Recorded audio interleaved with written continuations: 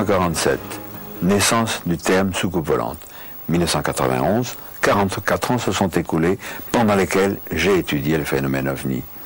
Je suis donc un ufologue. J'ai baptisé mon premier ouvrage documentaire « Les soucoupes volantes viennent de notre monde » et « Blackout sur les soucoupes volantes » qui était le second, totalement épuisé. Ils vont paraître en janvier 92 aux éditions Vaugirard près de la Cité. Il faut savoir que, dès le départ, la communauté scientifique, téléguidée, manipulée par les nations, s'est inscrite en faux, à nier en bloc, à parler d'hallucinations, de canulars. C'est faux. Ce fut un mensonge. Nous allons le développer au cours de la cassette. Mais ce que la communauté scientifique a à se reprocher, ou que nous lui reprochons, ne peut pas s'adapter à tous les scientifiques. Il y a aussi des scientifiques objectifs et honnêtes. Et par exemple, le professeur Michel Bounias, qui a créé le laboratoire de biochimie de l'université de l'INRA à Avignon. Il a enquêté sur une chose extraordinaire qui s'est produite à Trans en Provence. Bien sûr, il ne dit pas « c'était les Martiens, c'était les Vénusiens, c'était les Ibis ». Il a l'honnêteté intellectuelle de dire ce qu'il a constaté, et ce qu'il a constaté, ça ne vient pas de chez nous. Bien, et alors il vous est arrivé dans la vie une aventure assez extraordinaire qui a sollicité votre sagacité, et vous avez fait une recherche pour le compte du GEPAN, le groupement d'études des phénomènes aérospatiaux non identifiés, sur lequel je ne porterai pas maintenant de jugement, ça viendra plus tard. Un contrat a été passé entre vous et cet organisme. Et le Centre national d'études spatiales, très exactement, puisque c'est en 1980 que le CNES m'avait sollicité pour savoir si dans des circonstances précises, il serait possible de mettre en évidence un impact biologique de phénomènes aérospatiaux non identifiés.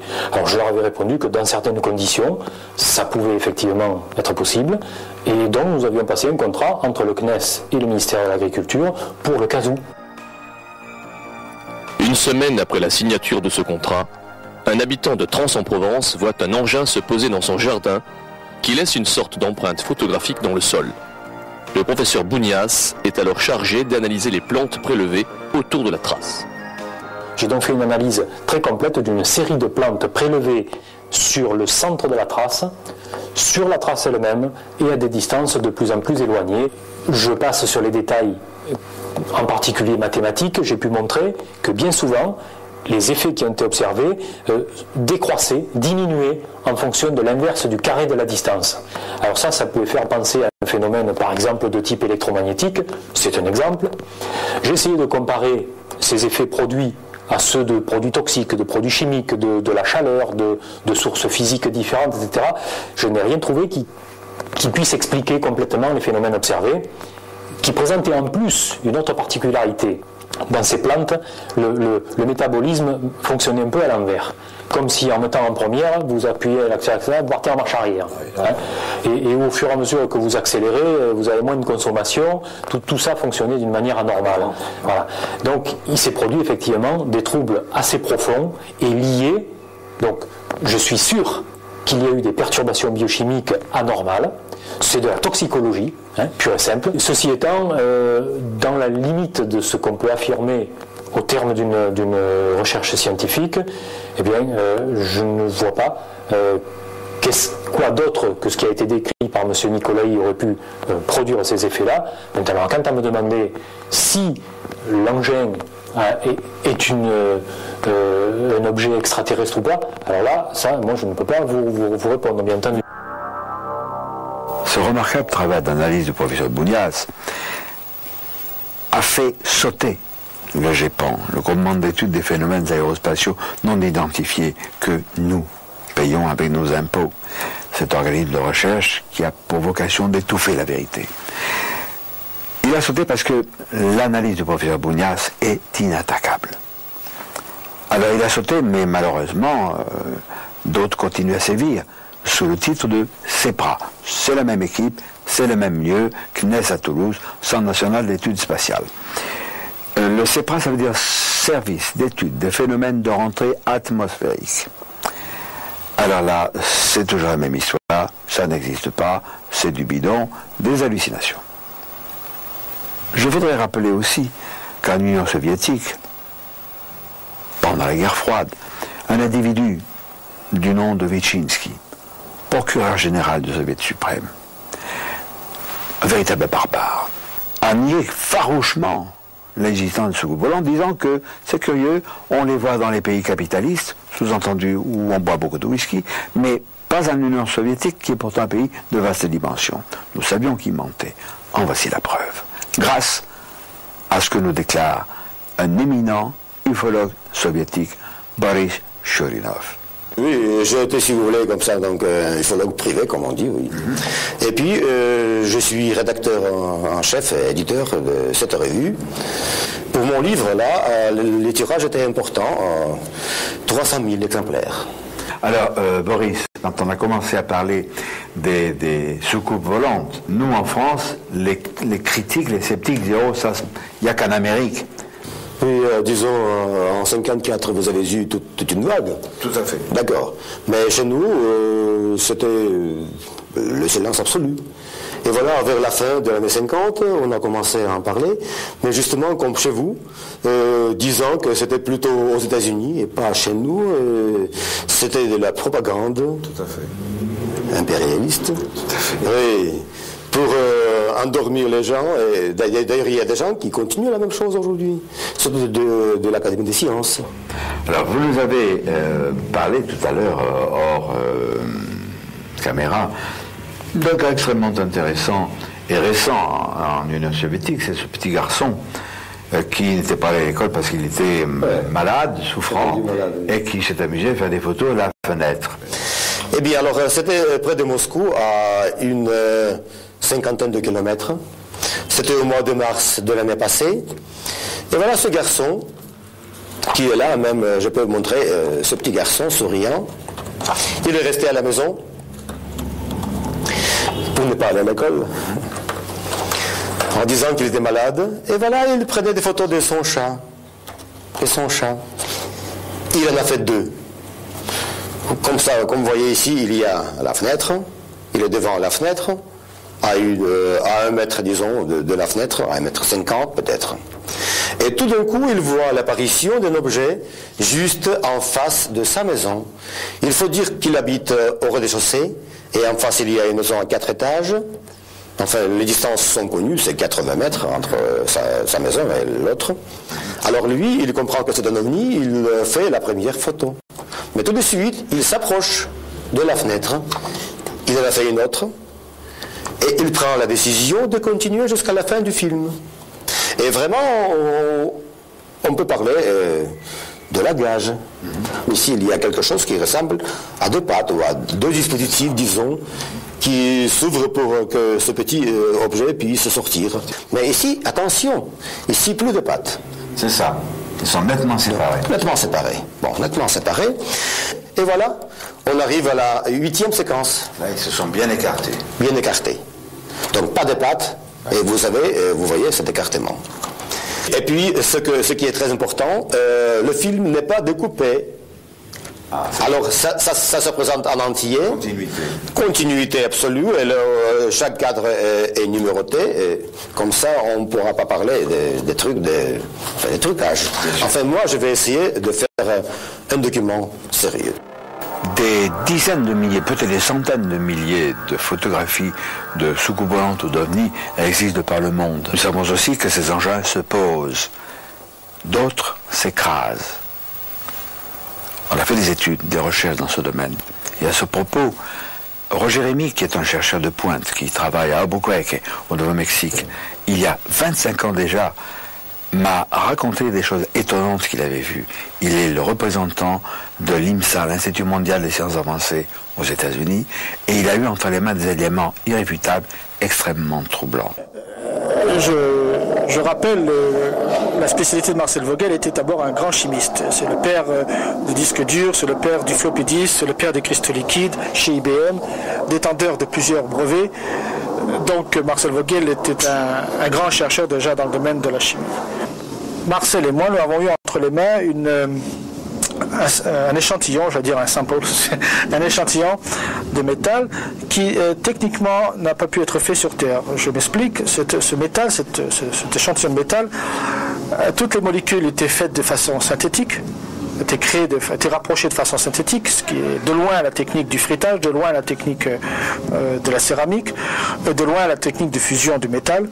Par contre, une très forte probabilité, ce qu'on appelle aujourd'hui de façon très alchimiste, la fusion froide, de cold fusions, auquel personne ne croit. J'ai eu l'occasion d'avoir des débris également entre les mains de corps de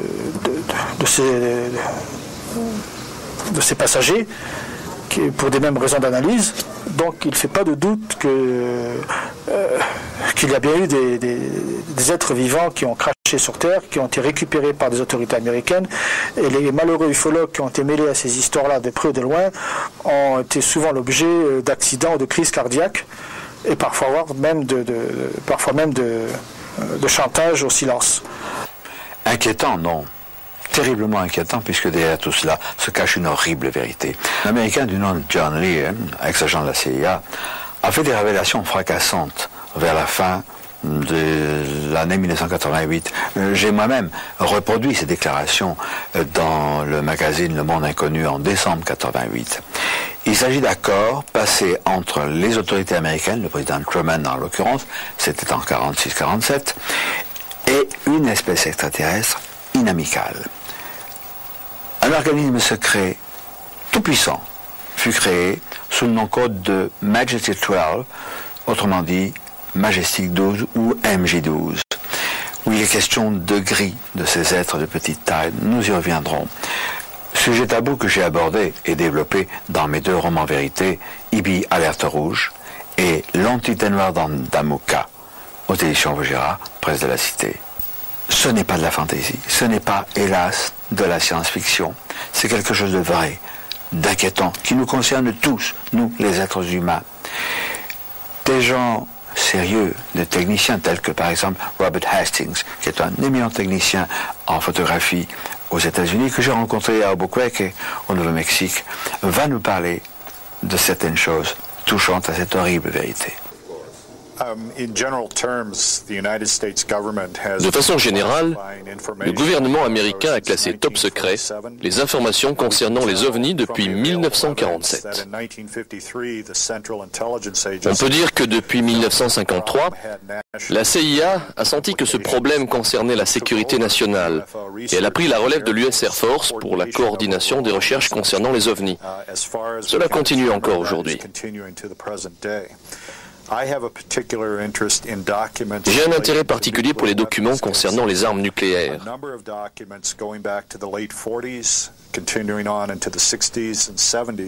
Un grand nombre de documents datant des années 40 ou des années 60 et 70 font état d'ovnis, manœuvrant autour d'installations nucléaires telles que des silos, des centres de développement d'armes nucléaires comme Los Alamos, autour de dépôts d'armes nucléaires, dans les bases du Strategic Air Command. Les documents indiquent clairement que le personnel de ces installations décrivait des objets en forme de disque ou de soucoupe qui ne faisaient aucun bruit et qui parfois tournaient autour du silo à une altitude d'à peine 60 mètres.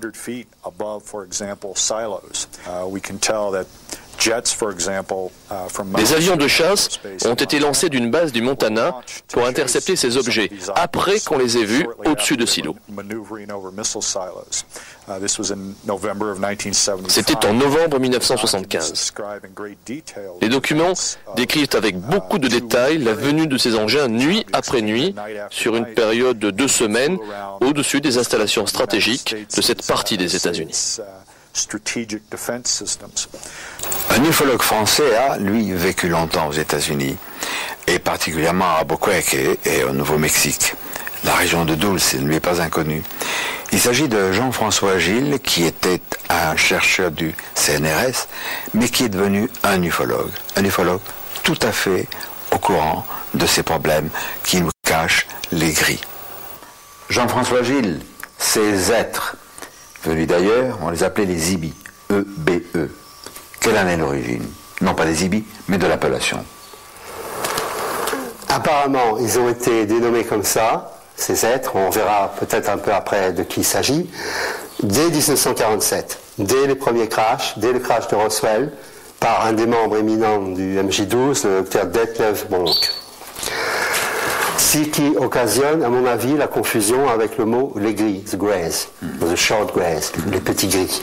C'est que la dénomination EBE, EB, a été connue dans les années 80, à savoir pour nous à la fin des années 80, de même que la terminologie les gris, les greys, les petits gris,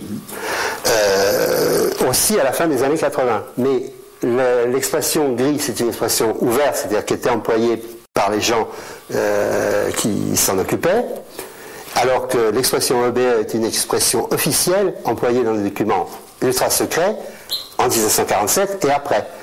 Contrairement à ce qu'on pourrait penser, les IBI et les gris ne sont pas une œuvre d'imagination. Sylvie Houssaye les a reconstitués tels que des portraits robots à la suite de divers témoignages.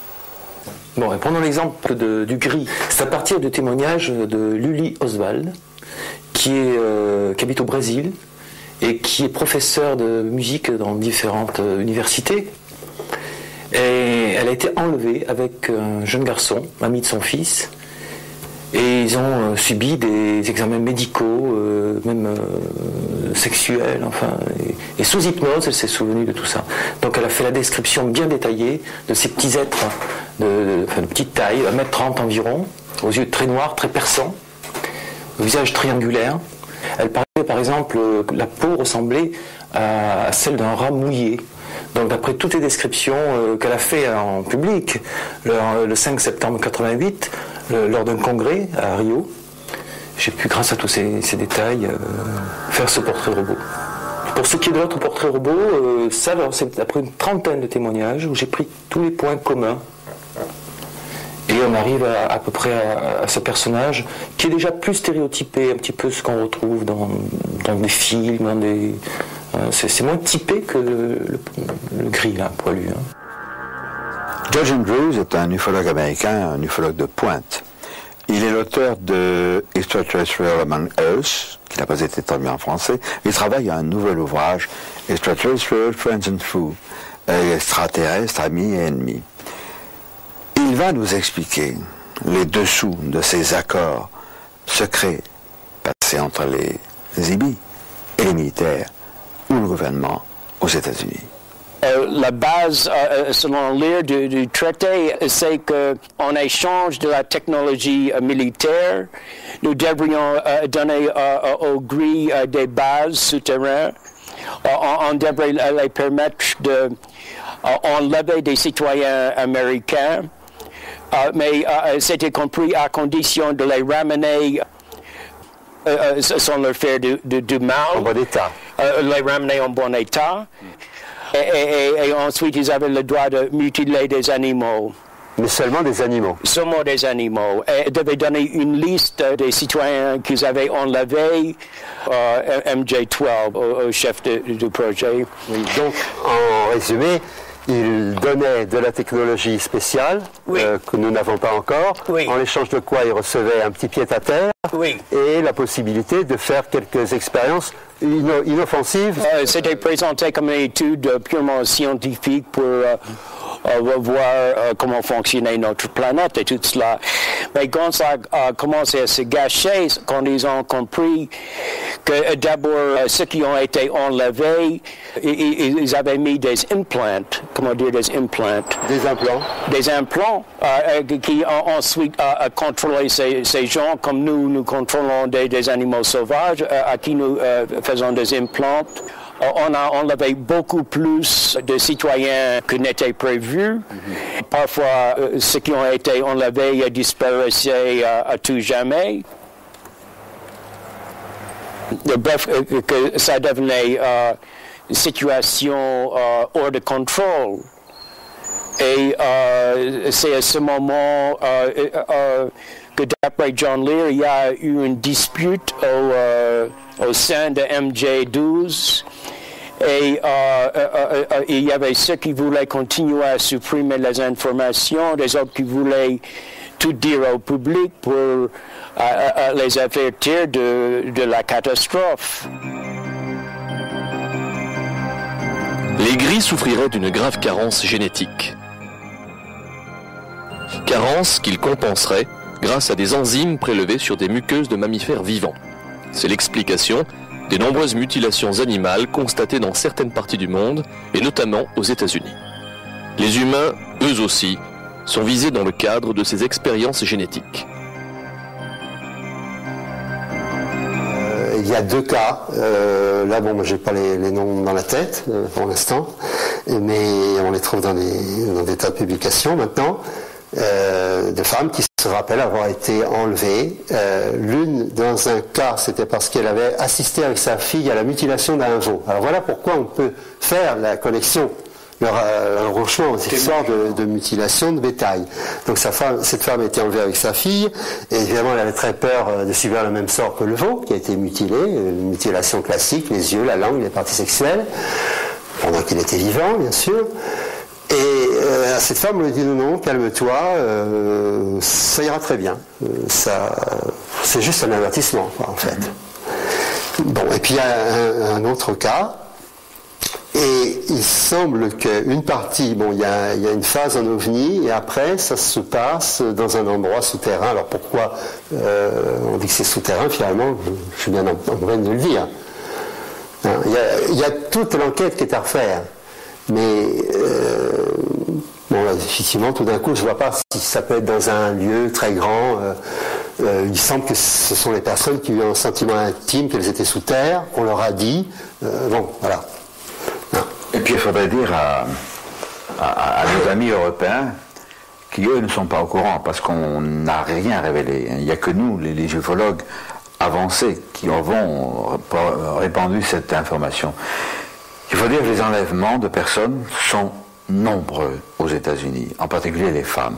Il y a eu des régressions sous hypnose et l'on a appris que ces femmes, on les avait enlevées pour des raisons particulières. Je crois qu'on peut en parler. De particulière, tu veux dire que si on fixe la terminologie rencontre de 3e type quand on voit des entités, rencontre de 4e type quand il y a un enlèvement, rencontre de 5e type quand il y a des manipulations sur le corps de la victime, parce qu'on peut parler de victime, il s'agit dans la plupart des cas de gens qui ont été enlevés sans leur consentement, ce sont des crimes punis par la loi aussi bien aux États-Unis qu'en France, que partout dans le monde, quand il s'agit de femmes, il y a des cas où ces femmes sont apparemment fécondées, se retrouvent enceintes. Il y a des cas, justement, où, au bout de quelques mois, disons 3-4 mois de cet ordre, elles ne sont plus enceintes, alors qu'il n'y a eu ni fausse couche, ni avortement thérapeutique. Et il semble que elles aient été renlevées, parce qu'on a des cas d'ébullition, je simplifie au maximum. C'est pas une seule source, ni un seul cas. C'est des tas de cas, enfin des dizaines de cas, et un certain nombre de sources indépendantes, complètement indépendantes à mon avis. Je pourrais expliquer pourquoi. Et donc ces femmes sont enlevées une première fois, fécondées, enlevées une seconde fois, le fœtus est prélevé, l'embryon est prélevé, et il y a même des cas où elles sont réenlevées une 3e fois, quelques années après, il y a présentation d'enfants. Il s'agit d'un enfant hybride. Il y a une source publiée qui est celle non pas de Whitley Strieber, mais de Bud Hopkins, dans le bouquin qui s'appelle Invaders, les envahisseurs. Je ne sais pas s'il est traduit encore en français. Non, et ça, c'est une source publique. On peut l'acheter dans des monoprix en Amérique. Comme le confirment diverses sources, les gris ont installé d'immenses bases souterraines, principalement aux États-Unis. Selon John Lear, une des bases les plus importantes est située dans l'État du Nouveau-Mexique, près de la petite ville de Dulce. La base de Dulce, c'est dans un coin particulièrement sauvage. Mais un coin sauvage qui donne un peu parfois des sueurs froides. C'est à l'extrême nord-ouest de l'État du Nouveau-Mexique. C'est à 2000 et quelques mètres d'altitude. Et dans ce secteur nord-ouest, il y a le mont Acholette qui, lui, est à 2400 mètres d'altitude, en quelque chose près.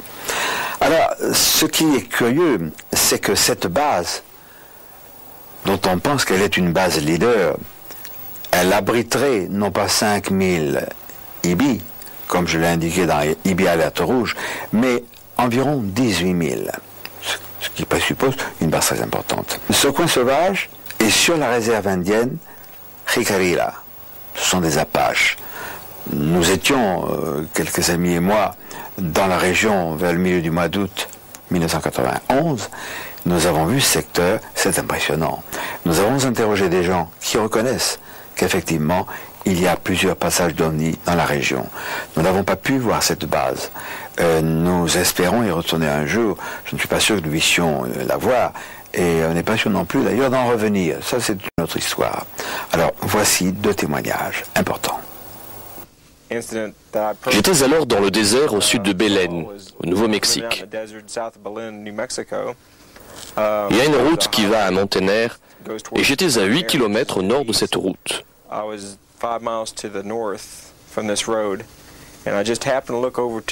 Je regardais la montagne au sud lorsqu'il y a eu un flash lumineux au-dessus de cette montagne qui s'est dissipé.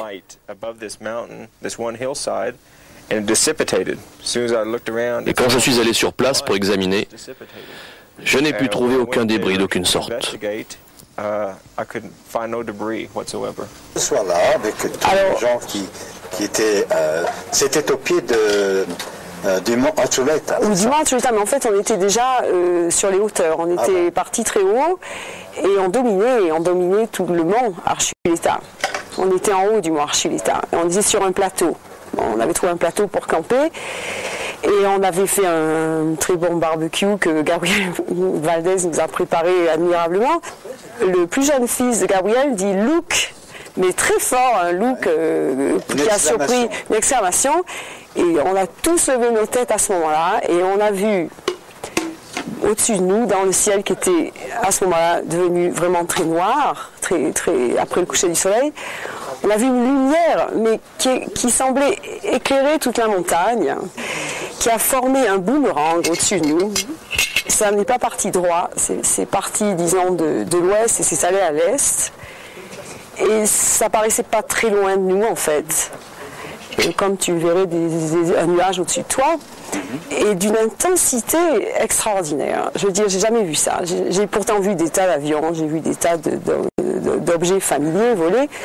Et alors, à l'arrière de cette lumière extraordinaire, il y avait comme des étincelles qui se dégageaient de toutes les couleurs, de rouge, jaune et vert et bleu peut-être. Il a disparu sur la face de la montagne. C'est la face de la montagne. Sans laisser de traces naturelles. Sans laisser pas le moindre, comme si ça s'était volatilisé, comme un gaz, comme une bulle de savon quand elle éclate, pof, comme ça.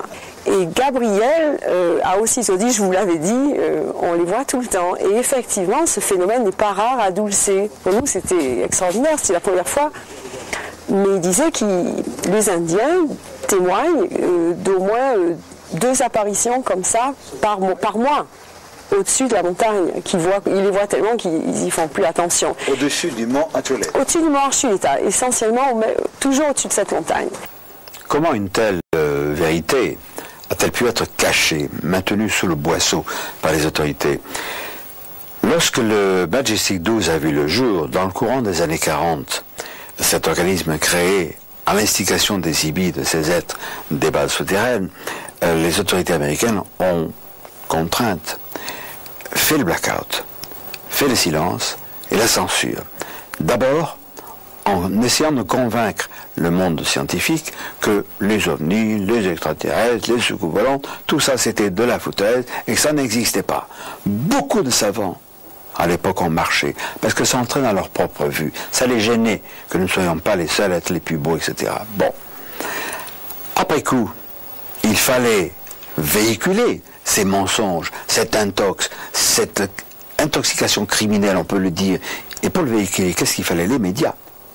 Alors, le monde savant, porte-parole du MJ12 et du gouvernement secret, a induit en erreur les médias, qui à leur tour, en toute bonne foi, ont induit en erreur nous, les cochons payants, toujours à payer pour les autres.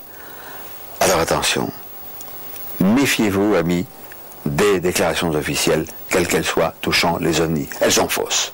Le lieutenant-colonel Wendell Stevens, il y a 25-30 ans, a été nommé à un organisme militaire qui s'appelait le Project Blue Book, le projet Livre Bleu, pour soi-disant enquêter sur les ovnis avec ordre, en réalité, de les mettre sous le boisseau, d'étouffer la vérité. Wendell Stevens s'est vite aperçu qu'on voulait le manipuler. Il est parti. Il n'a plus voulu continuer dans cette voie du mensonge. Et il est devenu ufologue. Ça ne lui a pas porté bonheur parce qu'on a essayé de le salir. Mais Wendell Stevens est un brave homme. C'est un homme qui a le courage de dire ce qu'il a vu, ce qu'il a appris. Et il nous en parle. MJ12 exists at a very high level Le MJ12 existe à de très hauts niveaux, mais probablement pas dans la structure officielle du gouvernement. Il n'y a aucune trace et aucune ligne budgétaire n'est prévue. Il obtient ses fonds de différentes façons. Nous avons découvert son existence en 1979. C'était une société très secrète, composée de 6 militaires et 6 scientifiques.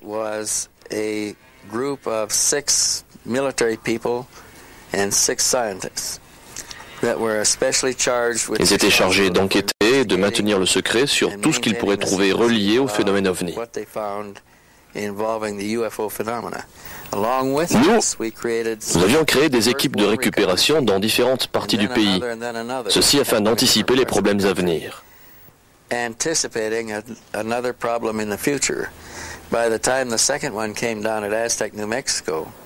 Lors du crash d'Aztec au Nouveau-Mexique, nous avions une équipe juste à côté, de l'autre côté de la frontière, au Colorado. Ils ont pu observer l'approche de cet objet, visiblement hors de contrôle.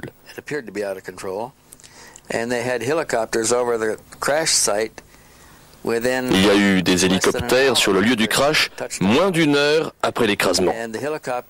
Les hélicoptères tournaient autour du site. Des gens d'une équipe spéciale habillés en bleu foncé se préparaient à prendre le contrôle des lieux. Ils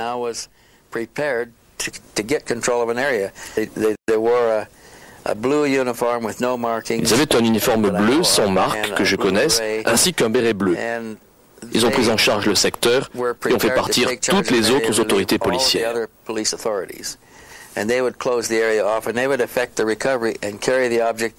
Ils ont alors transporté l'engin vers un endroit secret.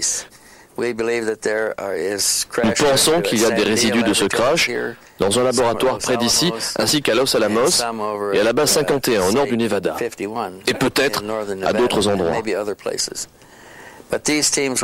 Ces équipes ont donc transporté les débris et ils ont pris le contrôle du crash d'Aztec en très peu de temps et ont pu maintenir le secret.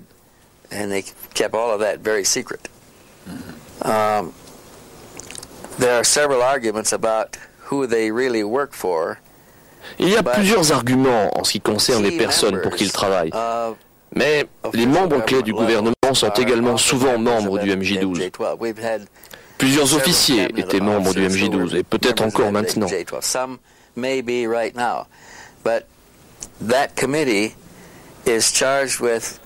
Ce comité est chargé de contrôler le plus grand secret que ce pays ait. Ce secret est tel qu'aucun élu ou officiel n'a le droit de le connaître car il pourrait partir avec ce secret.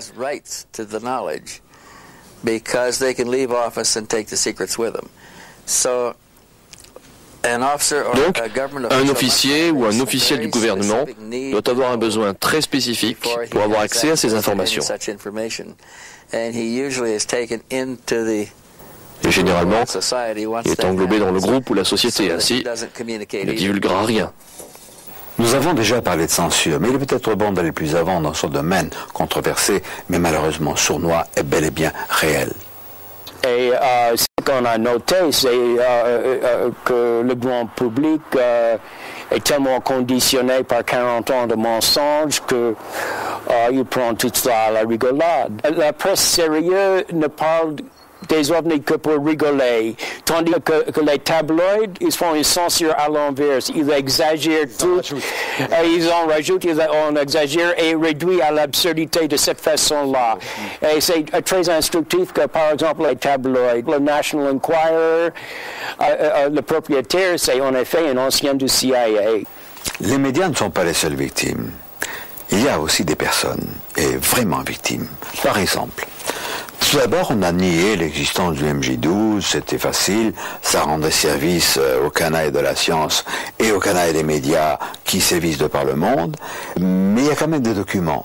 Par exemple, cette lettre du président Truman adressée à James Forrestal, alors secrétaire à la Défense aux États-Unis. C'était le 24 septembre 1947. Il lui parle du MJ12. Vous êtes par la présente autorisé à procéder avec toute la vitesse et la précaution nécessaire à votre enquête.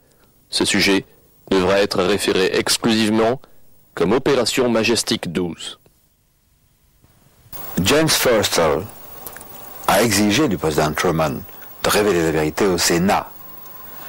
On l'a convaincu qu'il était souffrant, déprimé, et qu'il était nécessaire de le garder quelques jours à l'hôpital Bethesda de la Navy, un grand hôpital au nord-ouest de Washington. Et là, 3 agents de la CIA l'ont étranglé, ont attaché un drap autour de son cou, on l'a défenestré, et malheureusement, le drap a cassé. Et ça fait mauvais effet, ça fait désordre, c'est ainsi qu'on a appris qu'il s'agissait d'un assassinat qui a été nié officiellement. D'autres cas sont connus, peut-être moins définitifs. Celui, par exemple, de Paul Benewitz. Dr Paul Benewitz, qui est un industriel. Oh, c'est pas la maison Ford, c'est pas Chrysler, etc. C'est un petit industriel du Nouveau-Mexique qui, un jour, sur son ordinateur, a capté un dialogue entre Kirtland Air Force Base, c'est de la base de l'Air Force, qui est mitoyenne de l'aéroport d'Albuquerque, l'aéroport civil, et une autre source qu'il pense avoir identifiée,